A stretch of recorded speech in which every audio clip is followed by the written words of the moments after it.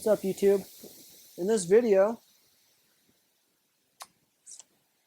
I'm gonna correct paint by hand, right? How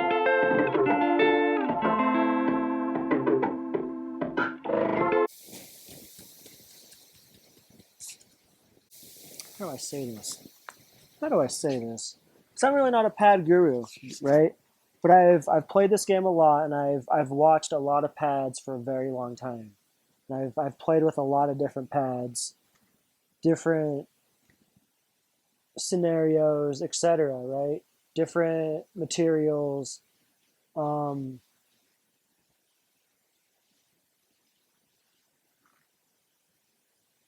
I don't know how to say it. I don't know the words I'm looking for to come out of my mouth right now. You know what I mean? What's up, YouTube? My name is Dave Barker, owner of Dirty Dave's Detailing. That's the only shout out I'm going to give myself. No reason why my trailer's here. I'm going to give you a sneak peek of where it's at afterwards. Dude, it's been a grind. It's a real grind. Yeah. I'm not going to talk about any products in this video, minus I will give one shout out. I'll do that in a minute. I'm going to give one shout out in this video. That's what this video is about, okay? My intentions in this video are hopefully to open a few guys' minds to not needing all these freaking machines and all these freaking attachments with all these freaking different pad sizes and spending 40 to 60 to 80 hours on every freaking job correcting paint. Like, I mean, I get it, and I understand that there are some jobs where they do require that kind of time. Those jobs are also handing out 5-figure bills, right? Meaning these guys bragging about 40 to 60 hour corrections, that they would make more money washing cars at like $20 a car. Just do the math. I said it, okay? So in this video, we are going to correct paint by hand. Again, it's not about products, okay? This video is not about products or anything like that. So the product I will be using, there's no fillers in it or anything like that. I don't care to do an IPA wipe down afterwards. I don't care about any of that, okay? Strictly to open people's minds about not needing these fancy machines to do all this work. I mean, I'm not saying go and correct the entire car by hand. Right? I'm not saying that. What else? So, what we are going to be doing is towels, making pads. So, the shout out, KXK. They don't pay me anything like that, right? I love their punch set. It's awesome to be able to make your own pads. Anyways, enough about that. So I'm going to do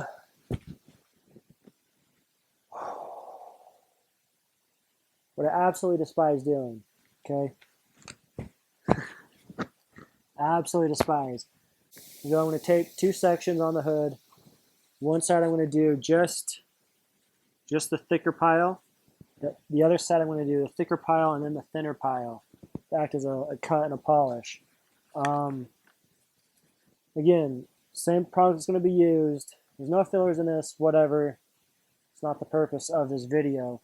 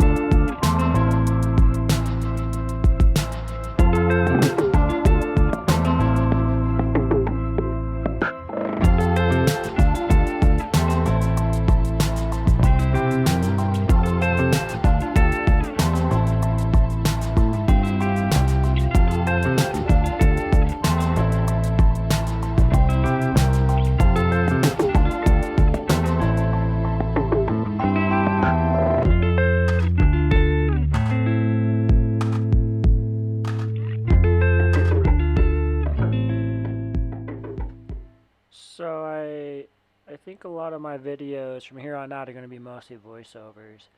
Um, yeah, I like how the audio turns out on the voiceovers a whole lot better than my mics I've been playing with. I don't know why.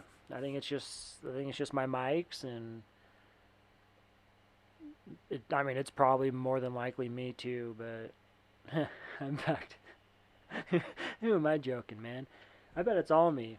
The only reason why this works is because it's right in front of my face, so I can plug it into a computer. so, so, anyways, the last 20 minutes, 18 minutes, however long rest this is, yeah, it's just gonna be more podcast style. The video you see is gonna be what you see. In fact, no, I think I just lied to you. I really do. Let me just double check. I got it right here. No, no. So there is a little section where I come out and talk after this, okay? But it's not really important. You don't have to listen to it. It's just more to cover my butt. But anyways, so yeah, back to what we're doing here. So the left side at the beginning, you saw me go and take the high pile, prime the pad, put some product on it, and we're now running it just like you would a machine, right? Just across the surface. Except for a machine would be a whole lot quicker. Okay, um, if it's spinning. Okay, if the machine is doing what it's supposed to do. Where yeah, I'm not gonna get into that. So so as you can see, I'm just going across. A few times I went in circle. Other times I'm going straight across. When I run a polisher, more specifically a DA, because you don't really have it's different feels with different machines, right? So with the DA for me, I go strictly off of feel of the machine and what the pass looks like itself. I don't care to look at the backing plate, the pad, anything like that, right? I go off feel and what's being left behind. Um, so when I'm taking this hand polisher and I'm going across the paint, as you can see, that's what I'm looking at. I'm seeing what's happening between the surface of the paint, the product in between, the abrasive, and the medium, the material that's being used across it. Um, Start getting blotchy or anything like that. I mean, something's plugged up. You got too much of something. There's just something's not going right, right? It should always be very nice, very smooth, buttery per se. I guess I shouldn't say always, because there's always there I go again, right? There's there's instances where it should be, and there's instances where it shouldn't be. It all depends on the product, etc. Okay, so left side's done. If I remember right, because I I recorded this video a long time ago, like a month and a half ago or something. But if I remember right, I spend like 4 minutes on each pass. So the left side's done. I mimicked my cut with the high pile and the microfiber. So the right side, I am getting. Man, I should have looked at the screen when I was doing all this. But I'm priming the pad right now, I do believe.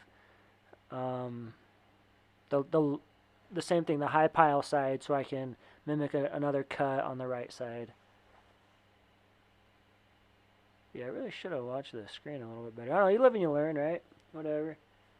I think my videos are getting better as I go. Um, maybe not by much, but I do think they are just a little bit. So yeah, that's that's exactly what I was doing. So I was priming it, and we're going around in a little bit of circles, right? Again, there's one better than the other. I don't really think so, as long as it's somewhat consistent, right? That's all that really matters. Um, yeah, and the reason why I didn't do hard boxes either is because I really don't like doing hard tape lines like this.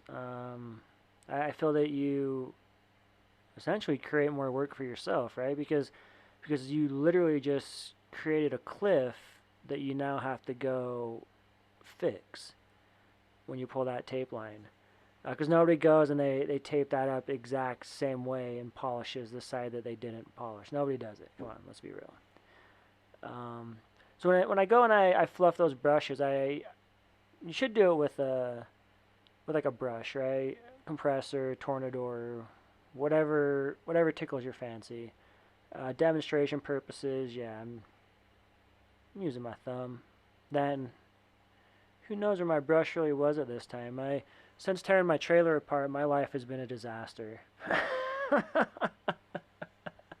it it took way.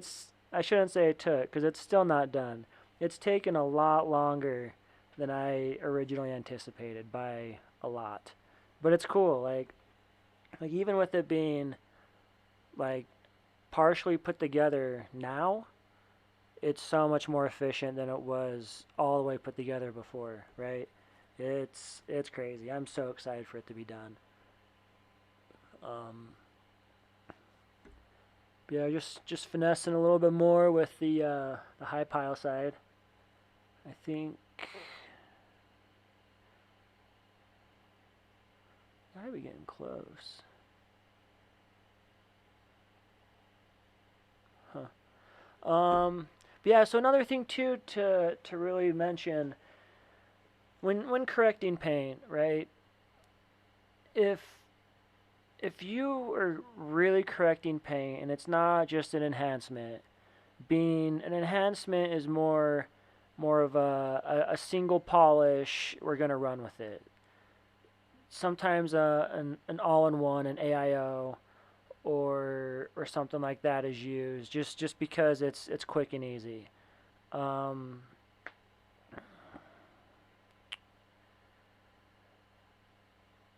but my point is you're not going for perfection, right? You're just enhancing to make it look better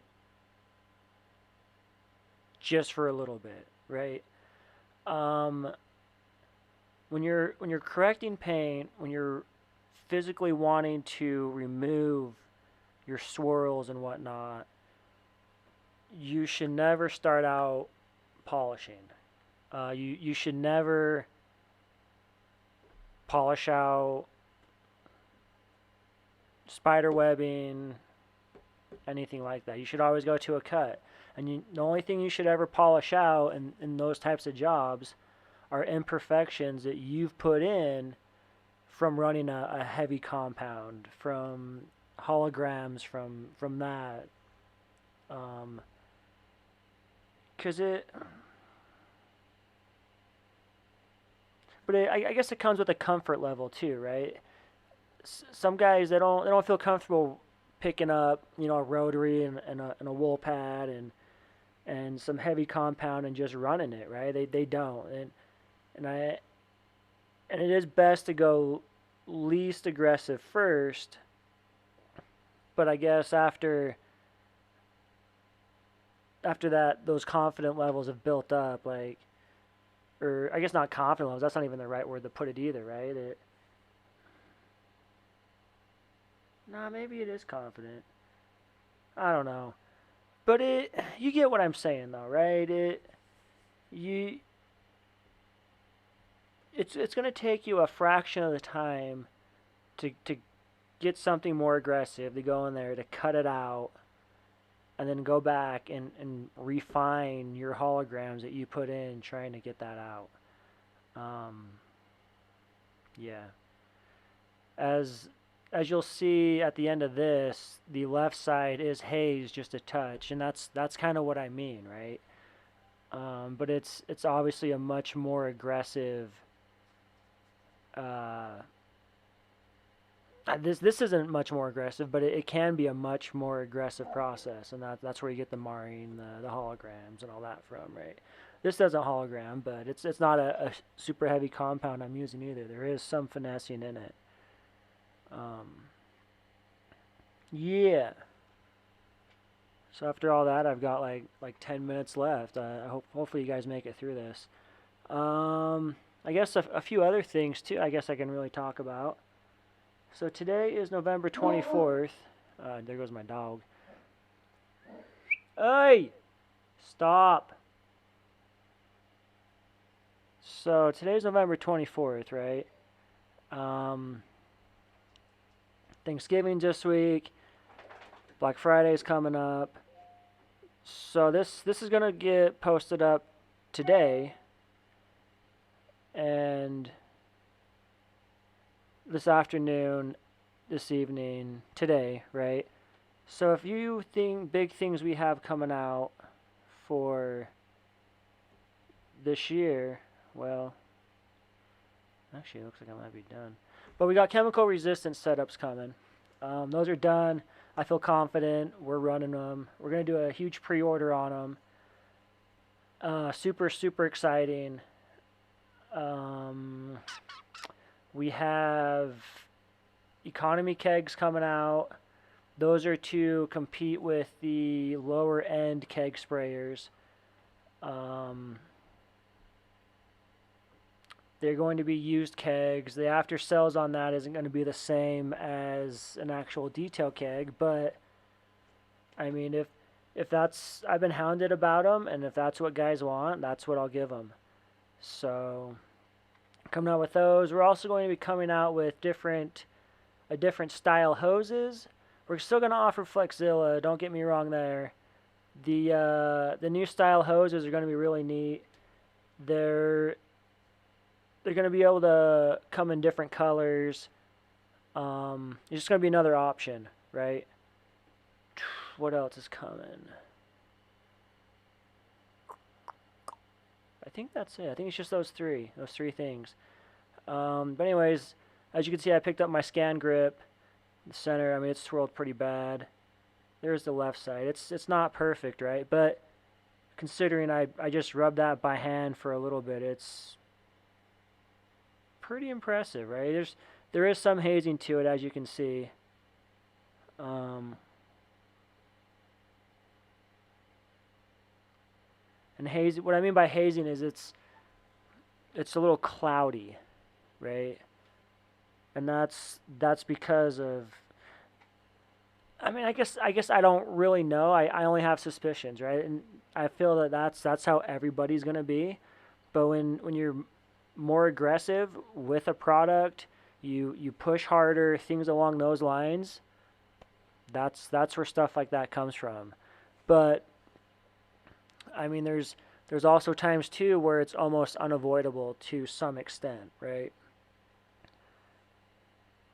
And that's why that's why a lot of people two-step stuff, right? You do a heavy cut and you come back in, you fix all your cut marks.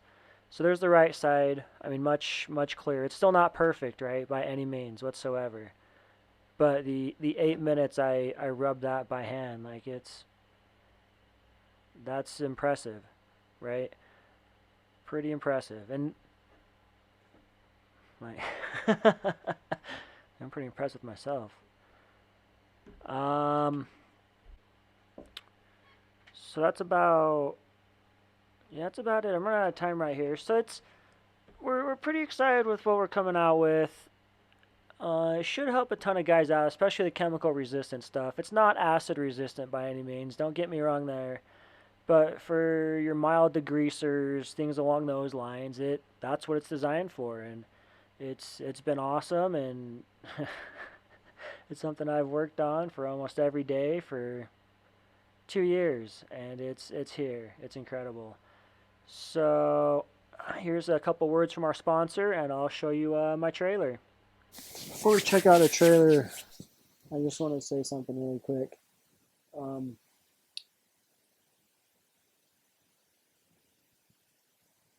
Correcting an entire car by hand is not practical from a business standpoint whatsoever, right? That's not the intentions of this video. Anyways, let's check out my trailer. Oof, tell you what, that gentleman is handsome. So, looking in the door, drawers, floor to ceiling, The drawer configurations are a little bit different because nobody makes the same drawers over and over again, I swear. So, had to change a few things around. Next to the drawers in that hole in the bottom, we're going to put two 5-gallon kegs. Sink goes in the middle now. Extractor is up and above behind everything. Hopefully it comes back around right there. Big giant generator again. Come on, come on. Don't mind that detail keg. It's temporary. We have one vacuum in the back. Next to it is a second vacuum. Next to that is going to be a 10-gallon detail keg with a shelf that goes all the way across for fans and gallon jugs and more storage, right? Storage, storage, storage. Tons of storage in here now. Yeah, there's the fans. I run 4 of them. Don't really need them all the time, but whatever. So in that corner I have two 15-gallon kegs. Oh, come on, focus. Focus. The top one isn't in this video. It's in now, but it's been a little bit. So here's the back. Dun dun dun. Ta-da! That's it. It's over. No, I'm just kidding. So we've got, I mean, tons of reels. My two generators, my compressor. The generator and the compressor share the same fuel tank. The little generator has its own, obviously. Up top in the corner, there's a water reel for a garden hose, air reel, 2 more reels underneath. Those 2 will be attached to kegs. My vacuum reel. Then that reel, which I haven't even hooked up yet because I haven't had time to mess with it, but it's going to be incredible. I'm going to run 2 hoses off that one reel. For a lot of quick jobs, that's going to be the money maker. Come on, focus. There it goes. One day I'll learn how to make video with an actual, well, with the DSLR and not have it do this. But till then, bear with me. In the middle, there's 2 more reels, both connected to kegs. So there's 8 reels there, 9 reels in the back. Then I have an electrical reel up in the corner now, which is not in the video. Air tank is underneath the vacuums. Water tank is underneath the extractor and the sink. That's where the extractor hose goes, is on that hook right there. It's not in the video yet. It's a work in progress. I'm going to be running 2 RV diaphragm pumps. I will have 70 psi at 13 GPM. Pretty stoked about that. Compressor, generator with my heat shield so I don't burn anything. And yeah, that's about it. There's a little bit more progress now since then. I'm planning to do more videos next week with Thanksgiving and everything. But I just want to thank you guys for watching this. I know it's kind of long, probably a little long-winded. But yeah, I appreciate you guys watching. And till next time, cheers.